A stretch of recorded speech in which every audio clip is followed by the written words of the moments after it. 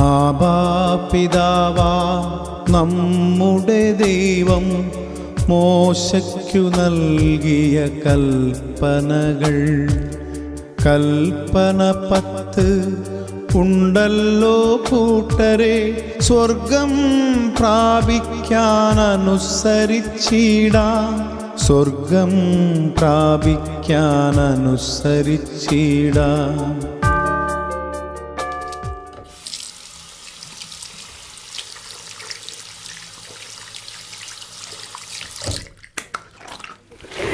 കഴിഞ്ഞ Sunday school class കഴിഞ്ഞതോടെ ഞാൻ ഗെയിംകളിയൊക്കെ നിർത്തി. കൊള്ളാലോ. ഞാൻ ഇപ്പൊ പ്രാർത്ഥനയ്ക്കൊക്കെ ചെല്ലാറുണ്ട്. മമ്മിക്ക് സന്തോഷായില്ലേ?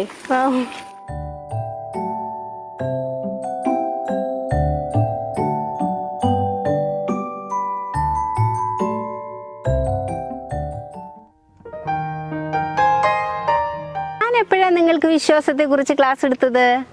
ഞാൻ ഓർക്കുന്നില്ലല്ലോ. 3ാം ക്ലാസ്സിൽ വെച്ച്. അന്ന് ആനി ടീച്ചർ ലീവായിരുന്നു. ടീച്ചറെ ഞങ്ങൾക്ക് വേണ്ടി വിശ്വാസത്തിനെ പറ്റി ക്ലാസ് എടുത്തത്. എനിക്കിപ്പോഴും നല്ല ഓർമ്മയുണ്ട് ടീച്ചറെ.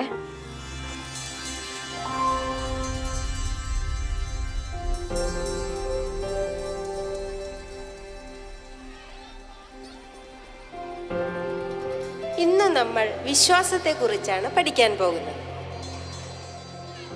അനുമോൾ പറയൂ, അനുമോൾക്ക് ആരിലാണ് വിശ്വാസം? എന്റെ പപ്പയിൽ. സെബാസ്റ്റ്യൻ പറയൂ, മോൻ ആരിലാണ് വിശ്വാസം? എനിക്ക് മായാവിലാ വിശ്വാസം. വിശ്വാസം എന്നാൽ കാണപ്പെടാത്തവ ഉണ്ടെന്ന ബോധ്യവും പ്രത്യാശിക്കുന്നവ ലഭിക്കും എന്ന ഉറപ്പുമാണ്. വിശ്വാസം ഏറ്റുപറഞ്ഞാൽ മാത്രം പോരാ, ജീവിതത്തിൽ മറ്റുള്ളവരെ സഹായിക്കുക കൂടി വേണം. അപ്പോഴാണ് നമുക്കും നന്മ ലഭിക്കുകയുള്ളൂ. മനസ്സിലായോ? ഇപ്പൊ ടീച്ചർക്ക് ഓർമ്മ കിട്ടിയിട്ടോ വിശ്വാസത്തെ കുറിച്ച് ക്ലാസ് എടുത്ത കാര്യം. ഓക്കെ, ഇപ്പൊ വിശ്വാസത്തെ കുറിച്ച് ക്ലാസ് എടുത്തത് എന്താ? പ്രത്യാശ, സ്നേഹം. ഈ 3 ദൈവിക പുണ്യങ്ങളും 1ാമത്തെ പ്രമാണം കാത്തുപാലിക്കാൻ നമ്മെ സഹായിക്കുന്നു. നിങ്ങൾക്ക് മനസ്സിലായോ? ദൈവിക പുണ്യങ്ങൾ എന്തൊക്കെയാണെന്ന് നിങ്ങൾക്ക് മനസ്സിലായോ? ഓക്കെ, ഏതൊക്കെയാണ് ദൈവിക പുണ്യങ്ങൾ? വെരി ഗുഡ് മക്കളെ. ദൈവസ്നേഹത്തെ കുറിച്ച് നമ്മൾ ധാരാളം പഠിച്ചു. ചെറിയ ക്ലാസ് തുടങ്ങി ദൈവസ്നേഹത്തെ കുറിച്ച്, നമ്മൾ സ്നേഹത്തെ കുറിച്ച് ധാരാളം കേട്ടിട്ടുണ്ട് അല്ലേ?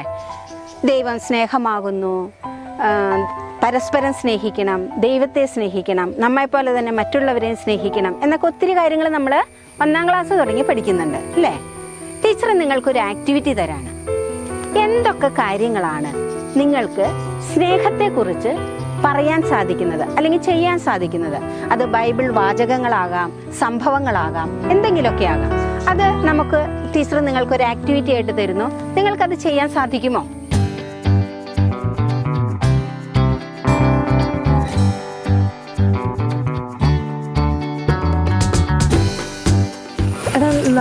നമ്മള് ബൈബിളിലെ സമരിയക്കാരന്റെ ഉപമ, അതുപോലെ തന്നെ ഈശോ നമ്മളെ സ്നേഹിച്ച് കൊള്ളാശ ഉണ്ടാക്കാം, പ്ലഗ് കാർഡ്സ് പോലെ എന്തെങ്കിലും ബൈബിളിലെ കോട്ട്സ് ചെയ്താൽ അങ്ങനെയൊക്കെ നമുക്ക് ഓക്കെ ഓക്കെ ബാ ഓക്കെ സെറ്റ് ബാ.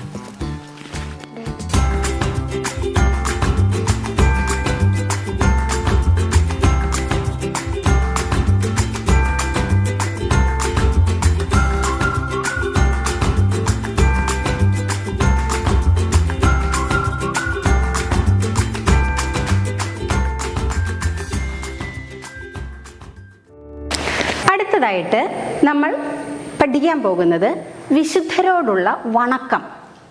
ഈ ടോപ്പിക്കിനെ കുറിച്ചാണ്. വിശുദ്ധരെ കുറിച്ച് നിങ്ങൾ കേട്ടിട്ടുണ്ടോ? രൂപങ്ങൾ. നമ്മുടെയൊക്കെ വീടുകളിൽ വിശുദ്ധരുടെ രൂപങ്ങളൊക്കെ വെക്കാറുണ്ട് അല്ലേ? വീടുകളിലും ദേവാലയത്തിലും ഒക്കെ വിശുദ്ധരുടെ രൂപങ്ങൾ വെക്കാറുണ്ട് നമ്മൾ. ഒരു സംശയം. എന്താണ്? നമ്മൾ വീടുകളിലും പള്ളികളിലൊക്കെ വിശുദ്ധ രൂപം വെക്കുന്നുണ്ട്, അത് വിഗ്രഹാരാധനയാണോ? ഇരിക്കെ, ടീച്ചർ പറഞ്ഞു തരാം. ഏഞ്ചലി ചോദിച്ചത് നിങ്ങൾ കേട്ടല്ലോ. വിശുദ്ധരുടെ രൂപങ്ങൾ നമ്മൾ വീടുകളിലും ദേവാലയങ്ങളിലൊക്കെ വെക്കുന്നത് വിഗ്രഹാരാധനയ്ക്ക് തുല്യമാണോ എന്ന്. നമ്മൾ ഇത്രയും നേരം പഠിച്ചത് 1ാം പ്രമാണം നമ്മൾ എപ്രകാരമാണ് ആചരിക്കുന്നത്. ദൈവത്തിന് മാത്രമാണ് ആരാധന നൽകേണ്ടത്. ഈ വിഗ്രഹങ്ങൾ, ബാക്കിയെല്ലാം വിഗ്രഹങ്ങളാണെന്ന കണക്ക് കൂട്ടുന്നത്. നമുക്ക് മുമ്പേ ദൈവഹിതപ്രകാരം ജീവിച്ച് മരിച്ച് സ്വർഗം നേടിയവരാണ് വിശുദ്ധർ.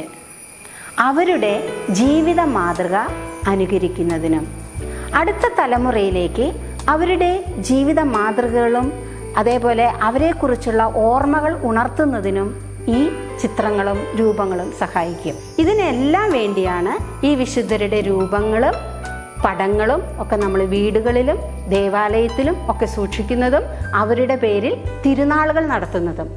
അത് ഒരിക്കലും വിഗ്രഹാരാധന ആകുന്നില്ല. ആരാധന എപ്പോഴും സ്രഷ്ടാവായ ദൈവത്തിന് മാത്രമാണ് നമ്മൾ നൽകുന്നത്. ഇവരെ വണങ്ങുക മാത്രമാണ് നമ്മൾ ചെയ്യുന്നത്. ഏഞ്ചലിൻ്റെ സംശയം മാറിയോ? ഓക്കെ. നമുക്കൊക്കെ മാമോദീസായോട് ചേർന്ന് ഓരോ പേരുകൾ നൽകാറുണ്ട്. മിക്കവാറും വിശുദ്ധരുടെ പേരുകളാണ് നമുക്ക് നൽകുന്നത്. അതെന്തിനു വേണ്ടിയിട്ടാണ്? ആ വിശുദ്ധരുടെ മാതൃക അനുകരിച്ച് വിശുദ്ധിയിൽ ജീവിക്കാൻ നമ്മളെ അവർ സഹായിക്കും. അതിനു വേണ്ടിയിട്ടാണ് നമ്മൾ വിശുദ്ധരുടെ പേരുകൾ സ്വീകരിക്കുന്നത്. ഓക്കെ. ധാരാളം വിശുദ്ധരെ കുറിച്ച് നിങ്ങൾ കേട്ടിട്ടുണ്ട് അല്ലേ? മേഹുൽ, കുറച്ച് വിശുദ്ധരുടെ പേരുകളൊന്ന് പറഞ്ഞേ. വിശുദ്ധ ചാവറ കുര്യാക്കോസ് അച്ഛൻ, വിശുദ്ധ വിപ്രസ്യാമ്മ, വിശുദ്ധ മദർ തെരേസ, വിശുദ്ധ ഡാമിയൻ. Okay, good. ധാരാളം വിശുദ്ധര് നമ്മുടെ കേരളത്തിൽ നിന്നുമുണ്ട്. നിങ്ങൾക്ക് ടീച്ചർ ഒരു ആക്ടിവിറ്റി തരുകയാണ്. നിങ്ങൾക്ക് ഇഷ്ടപ്പെട്ട വിശുദ്ധരുടെ ഒരു ജീവചരിത്രം A4 ഷീറ്റിൽ നിങ്ങൾ എഴുതി കൊണ്ടുവരണം. ഈ ക്ലാസ് റൂമിൻ്റെ കോർണറിൽ കുറേ വിശുദ്ധരുടെ പുസ്തകങ്ങൾ വെച്ചിട്ടുണ്ട്. ഇപ്പം നിങ്ങൾക്ക് അവിടെ പോയി ഇഷ്ടപ്പെട്ട വിശുദ്ധരുടെ ജീവചരിത്രമൊക്കെ എടുത്ത് നിങ്ങൾക്ക് വായിക്കാം. ഓക്കെ.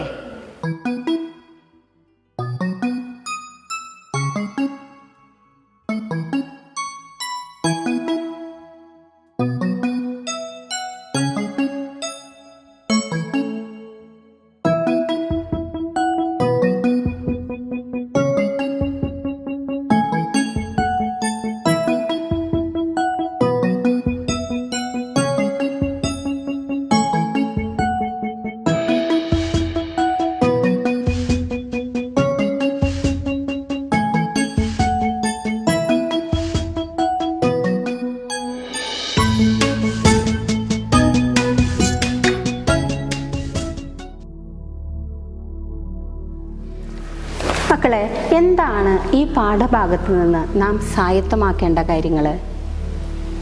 അതായത് എളിമയുള്ള ഹൃദയത്തോടെ ദൈവത്തെ കർത്താവും സൃഷ്ടാവും പരിപാലകനുമായി നാം അംഗീകരിക്കണം. പൂർണ്ണ മനസ്സോടും സർവശക്തിയോടും കൂടി അവിടുത്തെ നാം സ്നേഹിക്കണം.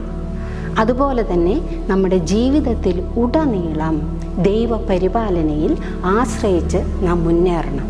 ഇത്തരം കാര്യങ്ങളാണ് ഈ 1-ാം പ്രമാണത്തിലൂടെ പാലിക്കപ്പെടാൻ ദൈവം ആഗ്രഹിക്കുന്നത്.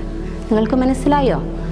അങ്ങനെ ദൈവം മോശയ്ക്ക് നൽകിയ 10 പ്രമാണങ്ങൾ പാലിച്ച് ജീവിക്കാൻ നമുക്കും പരിശ്രമിക്കാം. അങ്ങനെ നിത്യരക്ഷ കൈവരിക്കാം.